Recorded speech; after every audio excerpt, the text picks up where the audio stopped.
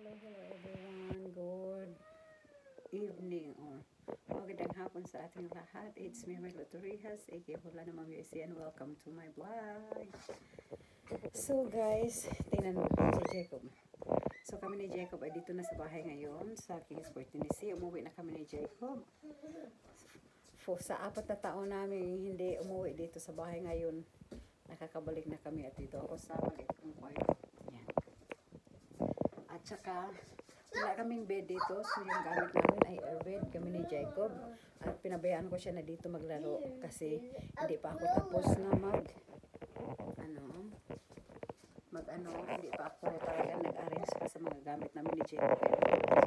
Mga laruan ni Jacob nandito at airbed ang gamit namin higaan. Ngayon, kanina ay galing kami ni Jacob nag-shopping lang. Nag-shopping kami. Kakala ko sa bahay. Kakahiya. Tago ko na lang muna yan. Mga kanalan kasi kakahiya. Yan. At Jacob! Nag-shopping kami kanina ni Jacob. At wala pa kasi kaming bed guys. Kasi kaya airbed yung gamit namin ni Jacob. At itong mga damit ko, ginanito ko na lang muna kasi i-transfer ko yan sa kabilang room, pero natamad pa ako, napakalamig kasi kaya natamad ako. So tsaka na lang din siguro pag summer na masusort ko na yung mga damit ko kasi buhat ng 4 years na akong hindi umuwi dito, kaya yung mga damit kong iba isusort ko, kaya yan lang muna yung mga sinusot kong damit. At saka nag-shopping kami, back to story, nag-shopping kami ni Jacob kanina sa Ross kasi nag-sale sila ng napakamurang sale. Kaso nga lang wala na halos kami naabutan ni Jacob. Kasi maaga sila. Maaga yung nila. Yung yung mga tao maaga. Pagdating namin ubos na yung mga sinisale. Wala na halos yung mga sinisale. Wala na kami naabutan. Ang una kong napili ay ito lang. Ito talaga yung una kong napili. Tapos pakita ko sa inyo mamaya kasi sinusuot ko na ito, kaya ito ay naka-dress o ako. O tingnan nyo, ang presyo niya $149 na lang guys. $149. Pasensya na kayo sa kamay ko. $149 na lang siya. Yan ang una kong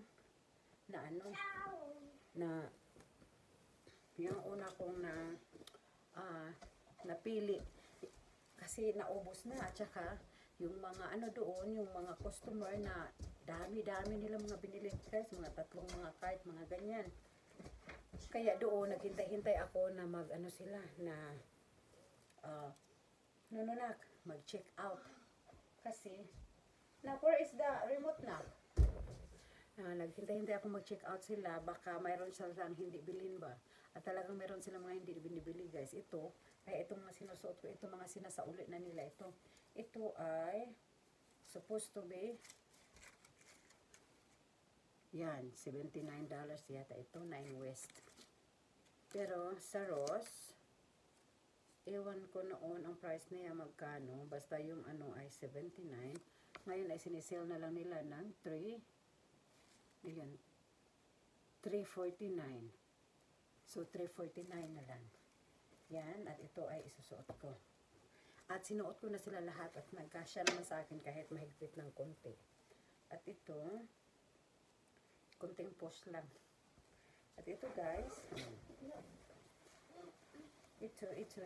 Saan ba yung mga presyo? Presyo niya. Ito ay, ito guys, palda.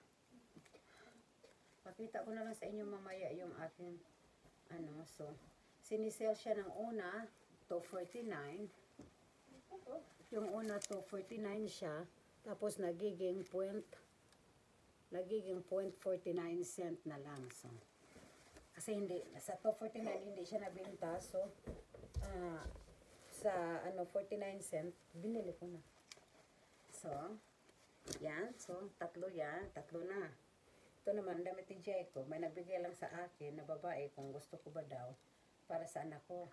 Kasi naubos na yung mga pangbata. Hindi ko nga nabilan si Jacob. Ito lang kaisa-isa. 149. Kahit sa isang nabili ko, 149 kay Jacob. Ito naman. Naubos na kasi. At ito ay, ano ito? Ito ay hindi siya sale talaga na katulad niyang mga ganyan. Ito ay mahal-mahal ng konti. Ito ay supposed to be, kano yan? 79 din. 79. Rafaela ito. Pitit. Tapos, sinisale nila ng 5.99. Ito ay binili ko kasi stretchable naman siya. Parang may ano ko pang lakad na pantalon ba. Yan. Jacob, no, ha? Nahamping. Itong anak ko naglalaro sa higaan namin. Kaya magulang higaan namin. Kayaan ko lang siya. Mamaya tupiin ko pag kami bababa. Dito lang kami kasi may kasama kami sa bahay. Kaya dito kami sa taas maggugulo. Ilang beses na pala ito na reduce price, hindi na benta. So ngayon ay 249 ito, 249. Maganda ito, guys. 249. Tapos itong butas-butas na ito. Butas-butas. Na pantalon, mahaba sa akin ng konti, pero okay na din. Pantalon. Magkano ba ito? Ang presyo, dapat $40 siya. Dapat siya ay MSRP, $40. Tapos sa Ross, sinisell nila ng $2.99. Ito ay pantalon. Pantalon ito. So, yata yan bukas. Ano pa ba? Yan lang.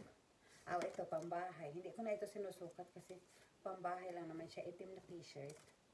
Malaki siya pambahay. Pwede na din pang pangpunta sa tindahan na lang ba? Pang 149. T-shirt naman ito. Malaki siyang t-shirt pero komportable. Okay? At itong suot ko. Yan. Okay. Ito ay palda. Shirt at ito. Kano ba ito ba? Price reveal tayo sa mga nabili natin, guys. $2.49. Tapos ito. Itong palda ba ito? $1.49. Tapos itong damit. Kano ito? Kano? $1.49 yata. $1.49 yata ito. Okay. So, yan na ang lahat ng mga nabili ko, guys. At ilagay ko dito yung mga picture ko dito sa aking pag-OOTD. Para i-hanger ko na sila. At saka nakabili pa rin ako dito. Retinol. Hindi ito sale. $7.99 ito. Tsaka itong sunblock. Sunscreen. 45 SPF. Magkano ito? $5.99. $5.99. So, ako ay hindi pa masyadong nakapaglinis. Talaga ako nakapag-arrange dito. Buhat lang. Hindi ko pa alam kung paano ko ito i-arrange. So, yun lang siguro, guys. At magbihis na ako. Bihis na ako dito. Pajama na naman ako ulit. Ay, magpantalon muna ako. Tapos mamayang gabi, magpajama. Kasi bukas sa school ni Jacob, guys, magpunta kami doon sa, mag-drive ako ng mga 2.5 hours. Dalhin ko Jacob sa school. Kasi kailangan ni Jacob magpunta sa school. Ako. Para naman si Jacob ay hindi maka-absent. 2 weeks nang hindi na school si Jacob. Buhat ng first, first week namin dito sa Kingsport, ay nag-storm, so hindi kami nag-drive. Tapos sa Tuesday naman, nag-bad snowstorm. So hindi kami nakapunta. So bukas, ngayon sanang gabi, gusto na Richard na mag-drive kami ni Jacob back to his house. Doon kami matulog, pero sabi ko, bukas na lang akong kaya namang maaga kami ni Jacob magising at alauna pa naman yung school ni Jacob. So, bukas na lang kami magpunta. So, i-drive ko si Jacob bukas. Bye guys. Mahaba ng aking vlog at susubukan ko mag-vlog everyday while dito naman ako sa bahay ko. Wala akong ginagawa. Ewan ko kung paano ko ito i-arrange. Gusto ko sana lahat ng mga damit ko sa kabilang kwarto, parang walk-in closet na lang. Kaso nga lang, itong bahay ko ay hindi centralized heater or aircon. Ano lang ako dito sa kwarto, dahil maliit itong kwarto ko, gumagamit lang ako ng portable heater. Gamit ko ay portable heater. Ito ay heater. Portable siya. Portable siya heater. Ayan lang sa mga kwarto. At saka yung sa baba, meron kami malaking heater sa wall.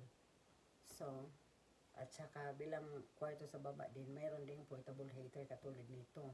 So, yan. Pero nakabili na ako ng wall heater and aircon para sa baba. Kasi 3 bedroom ito dito. Sa taas, 2 katulad nito. Mga maliliit ito sa taas, parang pangbata na kwarto. Maliliit itong kwarto na ito. Sa kabila din, ganito ang kwarto. Tapos sa gitna ay bathroom. So sa baba, binilhan ko siya ng aircon. Ay, hindi naman ako bumili. Si Richard bumili. Ayaw naman niya magpabayan. Buti na lang, mahal yun. Chubindawin. Nagpabili ako ng hanging na sa wall na heater and aircon. So, kaya natamad ako mag-arrange ng mga gamit ko. Kasi nga, dito lagay ko, ito, mga damit ko, doon ko sana ilalagay sa kabilang kwarto. Kaso nga lang napakalamig. Kaya, tsaka na lang, natamad ako. Wala naman kami ginagawa ni Jacob. So guys, haba ng video ko. Bye! Salamat sa panonood. Again, this is Marlo Torrijas, aka Wala Namang USA, and welcome to my vlog. Nakakalat. Yan si Jacob. Ayan kami ngayon. Kasi ayaw ko din na may bed. Hindi naman itong mga kwarto noon guys. Pero yung mga kaibigan kong tumira dito noon, ayaw nilang may bed. Gusto niya walang bed, so kinuha nila.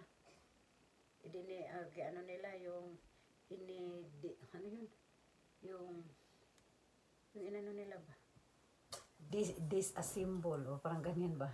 Kaya, ang frame, nandoon sa, parang building ko. Dinala namin doon para may space dito sa bahay. Tapos yung mga lumang foam, tinapo na. Kaya wala na akong bed. So, okay lang din.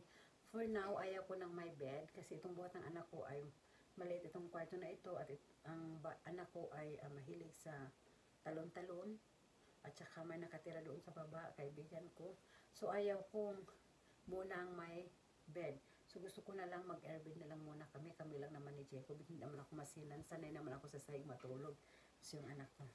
Mas mabuti airbed, hindi siya mahuhulog, diba guys? So, bye everyone!